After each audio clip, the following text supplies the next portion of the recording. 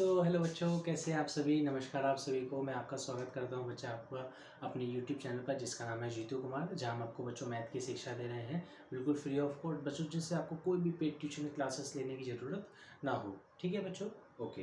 तो बच्चों बिना समय ख़राब करते हुए हम आज का वीडियो स्टार्ट करते हैं। आज की वीडियो में बच्चों हम पढ़ने वाले हैं रिविजिटिंग द इरेशनल नंबर।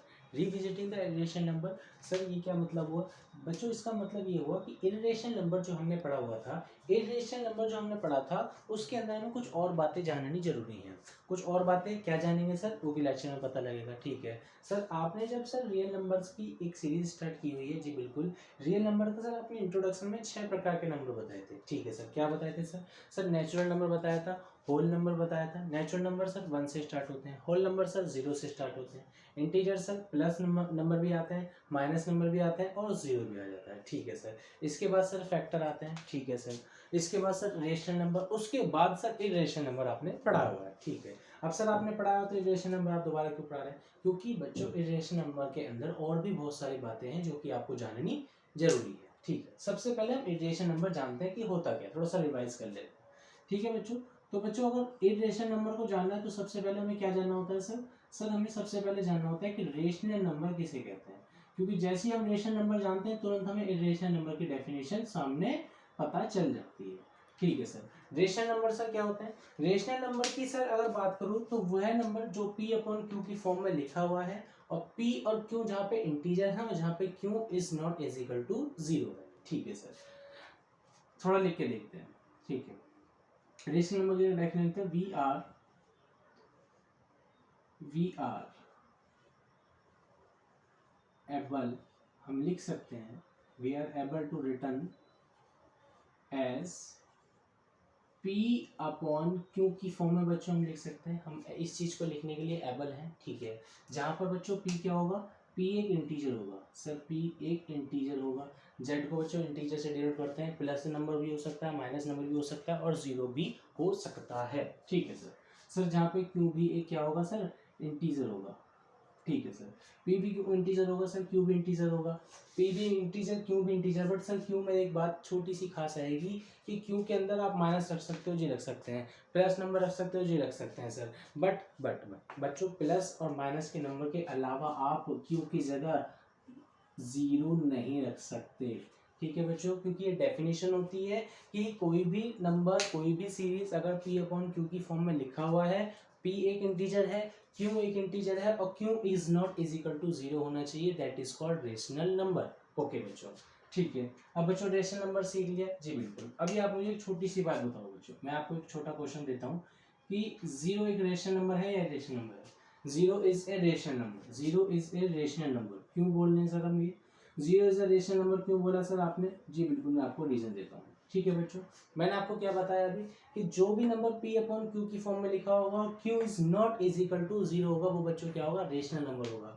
तो बच्चों अगर जीरो की बात की जाए तो अगर हम जीरो के नीचे यहाँ 1 लिख दें तो ये मना नहीं करेगा? जी नहीं सर, मना नहीं करेगा। ठीक है, अब बच्चों ऊपर जीरो का देखेंगे, p क्या है सर? 0 मिल गया, q क्या है सर? 1 मिल गया। ठीक है, तो बच्चों मैंने आपको डेफिनेशन बताई थी, p अपॉन क्यू के फॉर्म में लिखा हुआ होना चाहिए और q is not is equal to 0 होना चाहिए। अब q यहाँ पे नॉट इज इक्वल टू 0 है, इसका मतलब क्या हुआ बच्चों कि ये एक रैशनल नंबर है, तो हम जीरो को इजीली बोल सकते हैं कि ये क्या है सर? सर ये एक रैशनल नंबर है। ठीक है, अब सर इरेशनल नंबर पे आ जाते हैं। इरेशनल पे आएंगे, जी बिल्कुल। रेशनल नंबर पढ़ लिया, ठीक है। एक छोटा सा हम यहाँ पे लिख देंगे इरेशनल नंबर, क्योंकि हमारा जो मेन टॉपिक है बच्चों वो क्या है? इरेशनल नंबर है, ना कि रेशनल नंबर। रेशनल नंबर हमने इसलिए पढ़ा ताकि हमें एक इरेशनल नंबर का एक थोड़ा सा ट्रिक पता लग जाए, या इरेशनल नंबर का एक फॉर्म पता लग जाए। ठीक है, इरेशनल नंबर बच्चों अगर सिंपल सी भाषा में कहूँ तो रेशनल नंबर का प्रॉपर रेसिप्रोकल आप कर दीजिए, वो तुरंत आपको इरेशनल नंबर दे देगा। अरे सर ये कहा आपने यहाँ पे? देखो सर, मैंने आपको क्या बोला? We are able to return as p upon Q. Rational number की डेफिनेशन लिखा कि हम एबल है p अपॉन क्यू के फॉर्म में लिखने के लिए। बट बच्चों इरेशनल नंबर में थोड़ा सा यहाँ पे क्या हो जाता है, उल्टा लिख दो और पूरी की पूरी डेफिनेशन आप as it is, we are never, we are not लगा देते हैं, we are not able, we are not able return as, हम इस चीज के लिए एबल कभी नहीं हो सकते कि रेशनल नंबर, इरेशनल नंबर हम p अपॉन क्यू की फॉर्म में लिखें, पहली बात। जहाँ पे बच्चों p इज नॉट, p क्या होना चाहिए, इंटीजर होना चाहिए। जी बिल्कुल सर।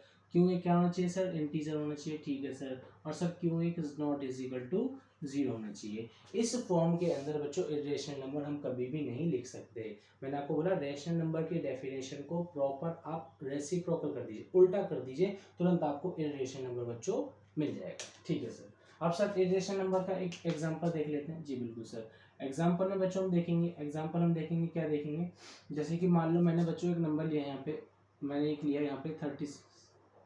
ठीक है सर। 36 रेशनल नंबर है, रेशनल नंबर है सर, ये रेशनल नंबर है। क्यों रेशनल नंबर है, क्योंकि सर बच्चों देखो ना, देखो अंडर रूट के अंदर क्या हो जाएगा, अंडर रूट के अंदर सर 6 इंटू 6 हो जाएगा। 6 इंटू 6 होता है, ये 6 निकल करके बाहर हो जाएगा, और 6 नीचे 1 लिख दूंगा तो ये क्या हो जाएगा, रेशनल नंबर हो जाएगा। जी बिल्कुल सर।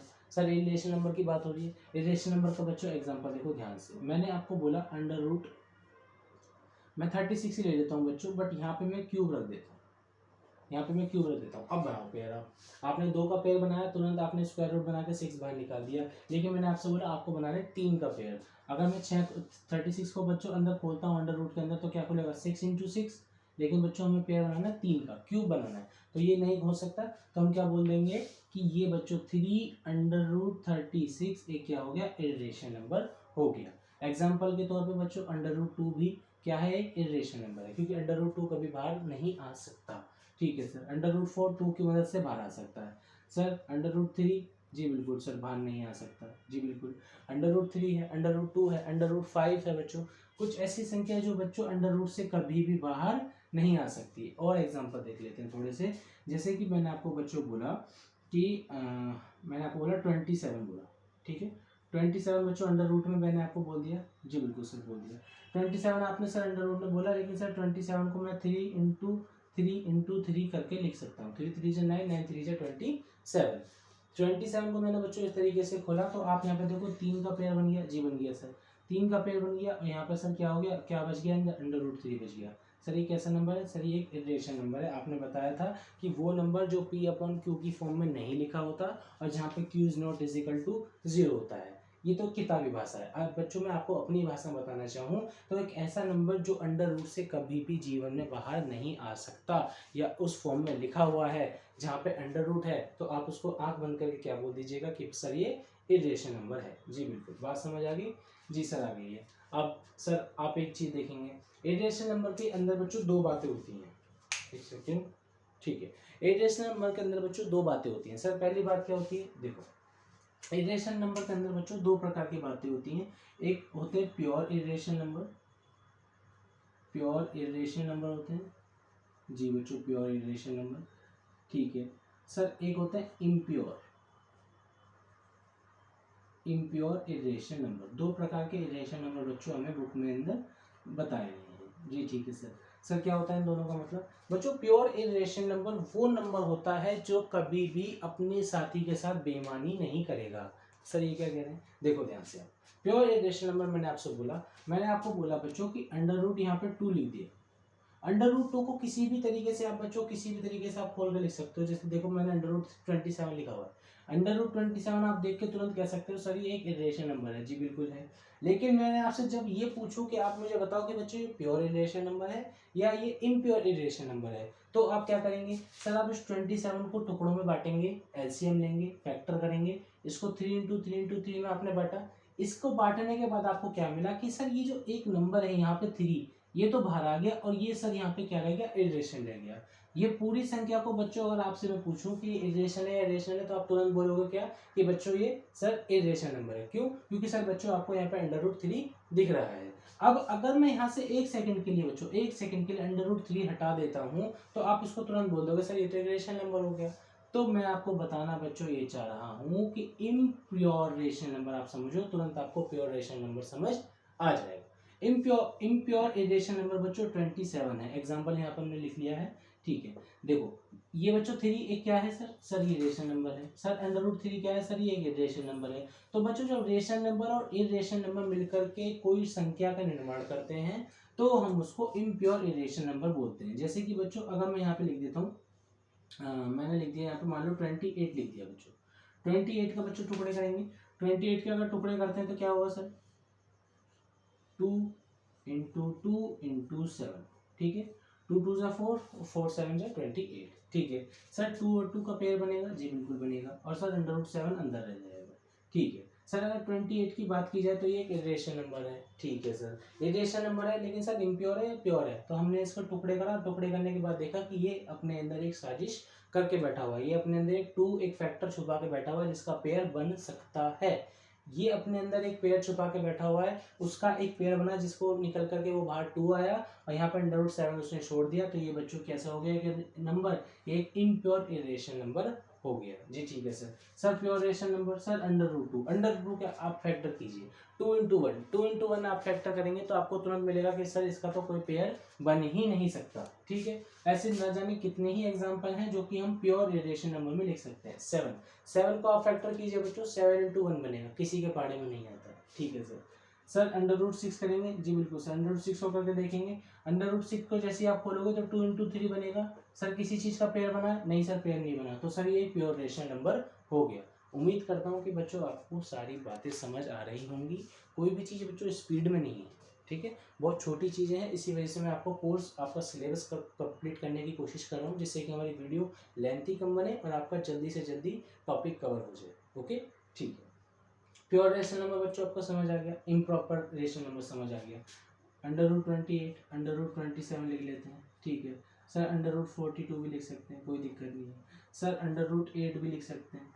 ठीक है सर, √8 क्यों लिखा सर? √8 को अगर बच्चों हम खोलेंगे तो यहाँ पर 2 इंटू 2 बनेगा, जी बिल्कुल सर, लेकिन सर 2 और 2 ने गद्दारी करी, यहाँ पे एक पेयर बनाया और यहाँ पे अंदर 2 रह गया, तो सर 2 √2 ये क्या हो गया? Impure rational number, irrational number हो गया, सॉरी। ठीक है, तो बच्चों आज हमने रिविजिटिंग द इरेशनल नंबर आज हमने कवर किया है, जिसके हमने अंदर रेशनल नंबर की डेफिनेशन देखा, उसका विपरीत तुरंत इरेशनल नंबर देखा, इरेशनल नंबर के अंदर बच्चों हमने प्योर और इम्प्रॉपर इरेशनल नंबर देखा। अब आने वाले क्वेश्चंस में, आने वाले चैप्टर के सीरीज में हम क्या करेंगे बच्चों? थ्योरम नंबर 1.2 कवर करेंगे, जो कि आपके आने वाले क्वेश्चंस के लिए बहुत ही ज़्यादा इंपॉर्टेंट है। ठीक है, क्योंकि आने वाले क्वेश्चंस हैं बच्चों जो बोर्ड एग्जाम में भी आपसे पूछे जाएंगे, जो आपके प्री बोर्ड में भी पूछे जाएंगे, उसके अंदर आपसे बच्चों वो क्वेश्चंस ज़्यादा पूछे जाते हैं जो कि आपको एक प्रूफ करना होता है। प्रूफ करने के लिए आपको बच्चों 1.2 थ्योरम आपको इस चैप्टर की सीखनी बहुत ज़्यादा ज़रूरी है, जो कि हम कल कवर करेंगे। अभी तक के बच्चों हम इस लेक्चर को यहीं पे ख़त्म करते हैं। उम्मीद करता हूँ कि आपको वीडियो अच्छी लगी होगी, पसंद आया होगा, कोई नॉलेज मिली होगी। तो अगर आपको अच्छी नॉलेज मिली है, आपको अच्छी शिक्षा लगी, पढ़ाने का तरीका अच्छा लगा, तो बच्चों प्लीज़ आप हमारे चैनल को कमेंट, लाइक एंड सब्सक्राइब जरूर कीजिए। इससे बच्चों हमें सपोर्ट मिलता है और हम आपको और अच्छी शिक्षा देने की कोशिश करते हैं। ठीक है बच्चों, thank you so much, good luck.